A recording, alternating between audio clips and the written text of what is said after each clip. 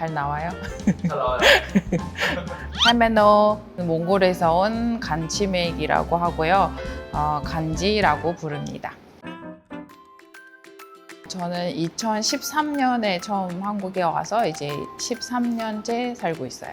소프트 테니스라고 어렸을 때부터 운동선수 생활을 좀 했거든요. 그래서 성적이 좋게 나와서 이제 국가대표까지 했었는데 일본, 대만, 중국, 러시아, 뭐 한국까지도 이제 국제 대회를 하러 몇 번 이제 왔다 갔다 했었는데 그때 여러 문화를 접하면서 꼭 한 번은 유학을 가고 싶다는 생각이 있었어요. 그 전구가 일본에서 유래됐거든요. 그래서 일본으로 유학할 기회가 한 번 있었는데 2008년인가 그때 국제 금융 위기 이런 거 와가지고 그래서 무산되고 2011년인가 그때 한번 쓰나미 뭐 대지진 이런 게 갑자기 발생하면서 몇천 명 이렇게 그 사상자 발생하고 이러니까 여자아이를 혼자서 그런 위험한 데를 보낼 수가 없다 이러는 거예요. 그래서 그냥 뭐 일본이랑은 아닌가 보다 하고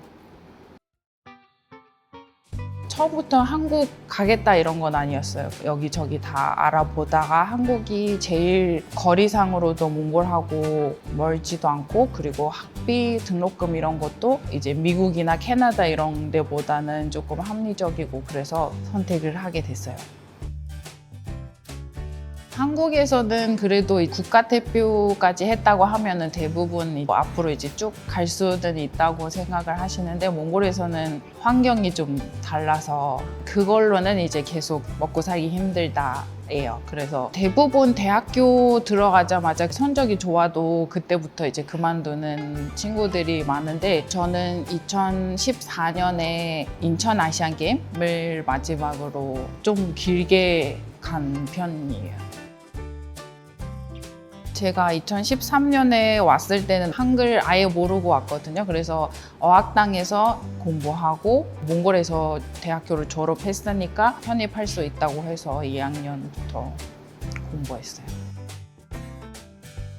중간에 중개해주는 대신 서류 내주고 뭐 그런 업체가 있었는데 거기 가서 상담을 받았죠. 그래서 이 리스트를 보여줬는데 저도 이제 몽골에서 수도에만 살아서 서울에만 있는 학교가 어디예요? 이렇게 물어봤거든요. 그랬더니 서울시립대학교라고 있어요. 시에서 하는 학교라서 등급도 높고 괜찮은 학교예요 해서 그러면 거기로 가겠다 이렇게 결정한 거예요. 서류 이런 거 준비하세요 하면은 서류 이제 학교로 보냈어요 하면은 학교에서 합격 통보가 왔어요. 이제 초청장 이런 거 오면은 이제 비자 신청할 거예요 하고 그다음에 비자 나왔어요. 며칠 날 이제 비행기표 사고 갈 거예요. 이런. 저는 최소 6개월? 왜냐면 그게 9월에 학기가 시작한다고 해도 그 접수는 4월, 5월 이때 하니까 그래서 그 전부터 계속 이제 어떤 학교 할 건지 서류 어떤 거 필요한지 은행 뭐 잔액 증명서라든지 부모님 재정 능력을 입증할 수 있는 서류들이 있으니까 준비하는 시간이 그래서 최소 6개월? 제가 영어도 배워보고 이제 일본어도 배워봤는데 한국어가 그나마 좀 쉬웠어요.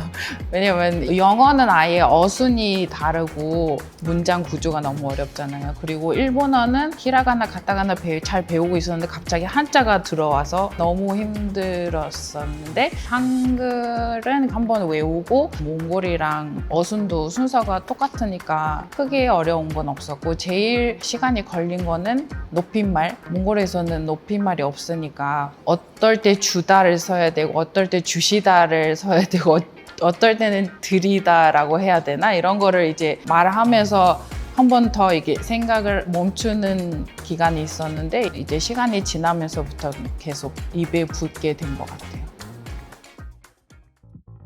부모님이랑 같이 술 먹는 거를 몽골에서는 한 번도 먹어본 적은 없고 술 취한 모습을 보여주면 안 된다 이런 게 있거든요. 근데 한국에서는 제가 치킨집에서 서빙 알바를 했는데 부모님이 애들이랑 같이 데리고 와서 술을 가르쳐 준다? 근데 우리는 아예 이제 먹으면 안 돼 이런 것만 배웠으니까. 그리고 이제 어른이 돼서도 엄마 아빠 모르게 그게 좀 신기했어요. 그리고 약간 웃긴 게 하나가 이제 한국 분들은 다음에 밥 한번 먹자 이렇게 얘기를 하잖아요.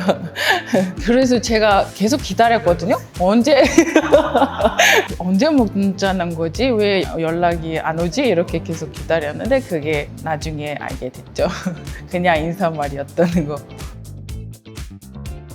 제가 학사 편입을 했다 그랬잖아요. 그래서 2학년부터 학사 졸업을 하고 이제 취직 활동을 했는데 외국인이 국어국문학과 졸업하고 한국에서 취직한다는 게 너무 어렵더라고요. 그래서 경영학과 하면은 조금 더 현실적으로 취직이 좀 잘 되지 않을까 싶어서 서울과학기술대학교가 장학금도 잘 준다는 얘기를 들어서 경영학과를 졸업했어요. 주변에 있는 몽골 유학생들도 경영학과를 많이 하는 것 같고, 만약에 한국에서 졸업하고 취직하고 싶다고 하면은 주변에서 IT 관련 전공한 분들이 이제 바로 취직이 되더라고요. 한국에서 경력 쌓고 가면은 이제 몽골에서 조금 더 좋은 조건으로 좋은 데에서 일할 수 있지 않을까 해서 학사 졸업하고 구직 활동을 했는데 취직이 잘 안 되고 이러니까 이제 석사까지 다른 전공을 하고 가자 이거였는데, 이제 중간에도 가족도 생기고 한국 생활이 훨씬 편하고 배울 것도 진짜 많거든요. 그래서 이제 생각이 바뀐 거죠. 지금의 남편이 남자친구였는데 같이 유학 왔거든요. 제가 이제 주도적으로 가자.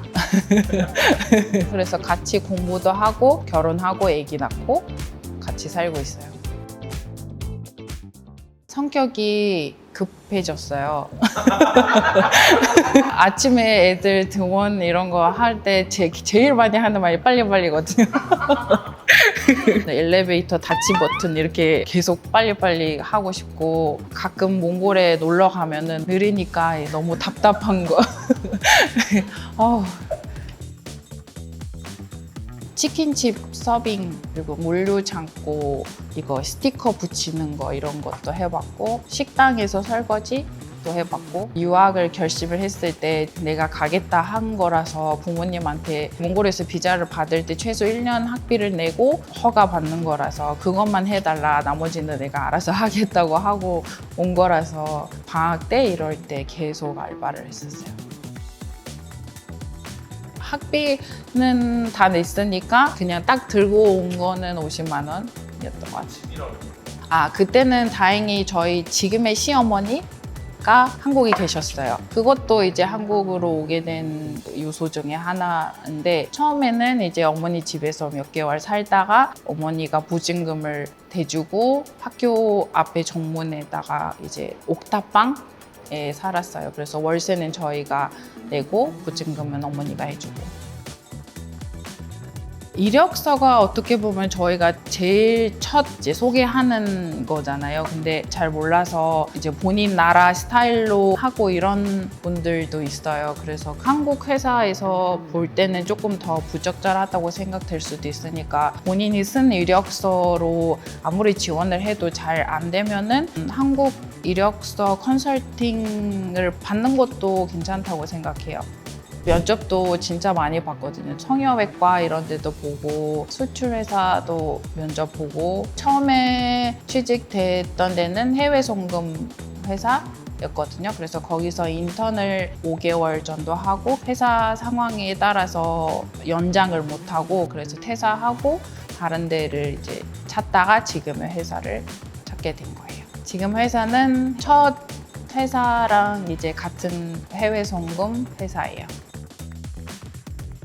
유학생들이 만약에 한국에서 취직을 하고 싶으면 한국 회사 문화 이런 거에 대한 적응을 할 준비가 되어 있어야 된다고 생각하거든요. 그렇다고 해서 완전 저희가 한국 사람처럼 할 수는 없는데, 그래도 최대한 이제 배우고 거기에 맞춰서 하되, 이제 외국인으로서 실력을 발휘할 때는 발휘를 하고, 근데 뭐 규칙이라든지 이런 거는 최대한 맞출 준비가 되어 있어야 된다고 생각해요.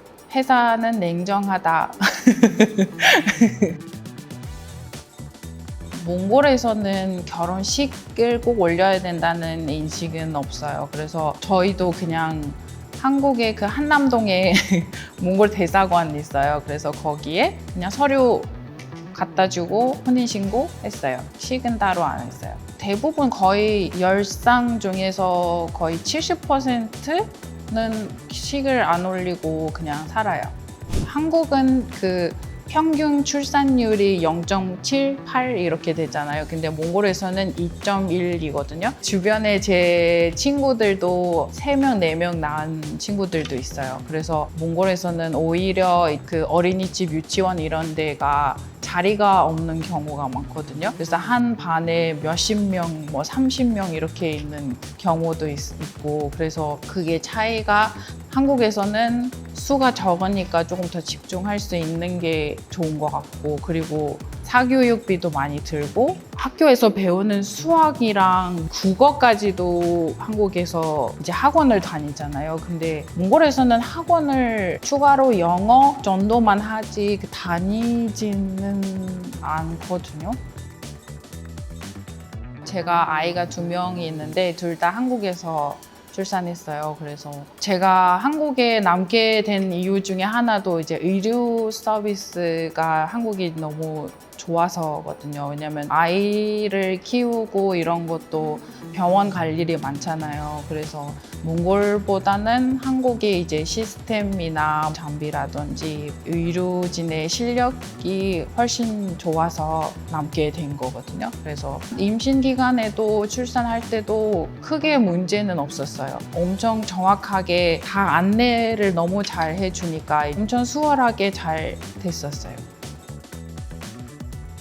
안전수칙이라든지 예의라든지 그런 거에 대한 교육이 진짜 잘 된 것 같아요. 그래서 얼마 전에도 고깃집에 가서 안전음 같은 거 올렸는데 그 고깃집이 옆에 이제 애들 노는 방이 있었어요. 근데 거기서 이제 입을 막고 이제 뛰어나오는 모습을 보고 훈련이 잘 됐구나 하는 생각이 들었어요. Солонгост амьдарч байгаа бүх монголчууд маань өөр өөрсдийн амьдралын төлөө хичээн зүтгэн амьдарч байгаа тул та бүхэн монголчуудаа нэг нэгэндээ хайртай байгаарай, нэг нэгээ дэмжиж байгаарай. Баярлалаа.